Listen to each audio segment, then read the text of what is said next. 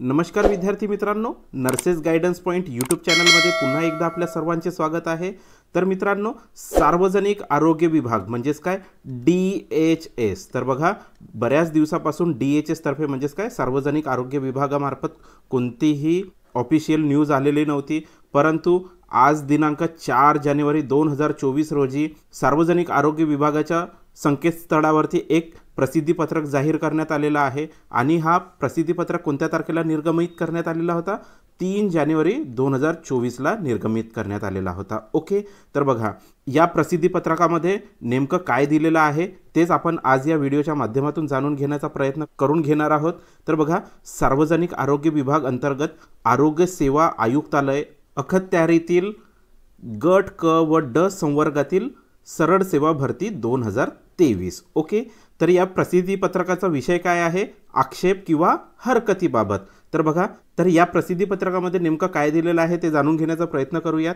आरोग्य सेवा आयुक्तालय गट क व ड संवर्गातील परीक्षा 2023 राज्यातील 29 जिल्ह्यामध्ये 108 परीक्षा केंद्रामध्ये दिनांक 30/11/2023 ते 7/12/2023 व दिनांक 12/12/2023 या तारखांना आयोजित करण्यात आली आहे। ओके, परीक्षा झाल्यानंतर मेसर्स TCS ION यांच्याकडून दिनांक 15/12/2023 पासून संबंधित उमेदवाराच्या लॉग इन ID वर त्या उमेदवाराने सोडवलेली उत्तरपत्रिका व उत्तर तालिका उपलब्ध करून देण्यात आली होती। ओके, पुढे काय दिलेलं आहे?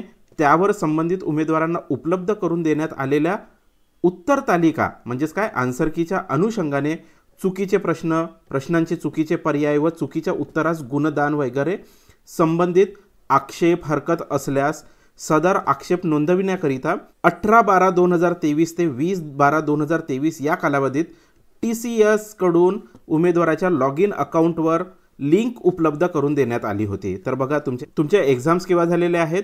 30/11/2023 ते 7/12/2023 व दिनांक 12/12/2023। ओके, त्यानंतर तुम्हाला तुमच्या लॉग इन ID वरती 15/12/2023 रोजी तुम्हाला तुमची आन्सर शीट आणि आन्सर की उपलब्ध करून देण्यात आली होती। ओके, सोबतच तुम्हाला 18/12/2023 ते 20/12/2023 या कालावधीमध्ये चुकीच्या प्रश्नावरती तुम्हाला काही आक्षेप असेल किंवा तुम्हाला काही हरकत असेल तर ते नोंदवण्यासाठी लिंक खुली करून देण्यात आली होती। ओके, तर त्यानंतर काय म्हटलेलं आहे? दरम्यानच्या काळात व त्यानंतर ईमेलद्वारे लेखी अथवा अन्य मार्गाने प्राप्त झालेल्या होणाऱ्या आक्षेप हरकतींचा विचार केला जाणार नाही। तर बघा, तुम्हाला फक्त तुमच्या log in ID through objection raise करायचा होता। ओके, त्या व्यतिरिक्त जर तुम्ही त्यांना ईमेल केला असणार किंवा पोस्टल क्वेरीज टाकण्याचा प्रयत्न केला असणार अथवा तुम्ही पर्सनली जाऊन भेटण्याचा प्रयत्न केला असणार तर या कुठल्याही गोष्टीला एंटरटेन केल्या जाणार नाही असं सरळ मेन्शन केल्या गेलेलं आहे। फक्त ऑब्जेक्शन कसं घ्यायचं होतं? तुम्हाला तुमच्या लॉग इन ID वरून ऑब्जेक्शन घ्यायचं होतं। ओके, त्यानंतर काय म्हटलेलं आहे? सदर प्राप्त आक्षेपांबद्दल TCS कंपनीच्या समितीमार्फत कार्यवाही करण्यात येऊन उमेदवारांना त्यांचे लॉग इन ID वर माहिती उपलब्ध करून देण्यात येणार आहे। ओके, तर बघा, यानंतर काय झालेलं आहे? तुम्ही ऑब्जेक्शन रेज केले आणि ऑब्जेक्शन रेज केल्यानंतर मग काय म्हटलेलं आहे की TCS तर्फे एक कमिटी तयार करण्यात आलेली आहे आणि या कमिटीतर्फे तुम्ही जे ऑब्जेक्शन्स घेतलेले आहात त्या ऑब्जेक्शनवरती डिसिजन घेण्यात येणार आहे। ओके, त्यानंतर काय म्हटलेलं आहे? ज्या पदाच्या परीक्षेबाबत घेण्यात आलेले आक्षेप हरकत समितीमार्फत स्वीकृत झालेत त्या पदांच्या सुधारित आन्सर की किंवा उत्तर तालिका संबंधित उमेदवारांच्या लॉग इन मध्ये उपलब्ध करून देण्यात येणार आहे। ओके, तर बघा, समजा तुम्ही एखाद्या क्वेश्चनवरती ऑब्जेक्शन घेतलेला आहात आणि तुमचा ऑब्जेक्शन जर करेक्ट असेल तर त्याची एक सुधारित आन्सर की TCS ION तर्फे पब्लिश करण्यात येणार आणि ती आन्सर की कुठे अवेलेबल होणार? तुमच्या लॉग इन ID मध्ये ती आन्सर की अवेलेबल होणार आहे। ओके, तर पुढे काय दिलेलं आहे? यास्तव वर नमूद केल्याप्रमाणे विहित कालावधीमध्ये केलेल्या लॉग इन अकाउंटवरील आक्षेप हरकती व्यतिरिक्त कोणतेही आक्षेप हरकती विचारार्थ घेण्यात येणार नाही याची सर्व उमेदवारांनी नोंद घ्यावी। तर बघा, शेवटच्या ओळीचा अर्थ काय होत आहे की जर तुम्ही का ईमेल केला असणार त्यांना किंवा तुम्ही पत्रव्यवहार केला असणार किंवा तुम्ही पर्सनली जाऊन तुमचे प्रॉब्लेम्स मांडण्याचा प्रयत्न केला असणार किंवा ऑब्जेक्शन घेण्याचा प्रयत्न केला गेला असाल तर त्याला कुठलीही व्हॅल्यू उरणार नाही, त्या गोष्टीला विचारार्थ घेण्यात येणार नाही आहे. फक्त आणि फक्त कुठल्या गोष्टीला विचारार्थ घेण्यात येणार आहे की तुम्ही तुमच्या लॉग इन आय डीमधून जे ऑब्जेक्शन रेज केलेले आहात त्यांचाच विचार करण्यात आलेला आहे. ओके, तर बघा यासोबतच एक लिस्ट देण्यात आलेली आहे आणि ही लिस्ट कशाच्या संदर्भात आहे बघा, या ठिकाणी पोस्ट नेम दिलेला आहे आणि सेकंड काय आहे, नंबर ऑफ ऑब्जेक्शन्स रिसिव्ड. तर बघा जेवढ्या काही पोस्टची एक्झाम झालेली आहे आणि ज्यांनी किंवा किती नंबरमध्ये ऑब्जेक्शन घेतलेले आहेत ती ही लिस्ट आहे. तर यामध्ये आपण स्टाफ नर्स पदाबद्दल जाणून घेणार आहोत. तर बघा शेवटून तुम्हाला 11व्या आणि 12व्या क्रमांकावरती स्टाफ नर्स आणि स्टाफ नर्स प्रायव्हेट आणि स्टाफ नर्स गव्हर्नमेंट 2 कॉलम दिसणार आहेत. ओके, तर बघा या ठिकाणी स्टाफ नर्स गव्हर्नमेंटमध्ये एकूण किती ऑब्जेक्शन्स घेण्यात आलेले आहेत, 375 ऑब्जेक्शन्स घेण्यात आलेले आहेत. त्याच ठिकाणी स्टाफ नर्स प्रायव्हेटमध्ये किती ऑब्जेक्शन्स घेण्यात आलेले आहेत, 240 ऑब्जेक्शन्स घेण्यात आलेले आहेत.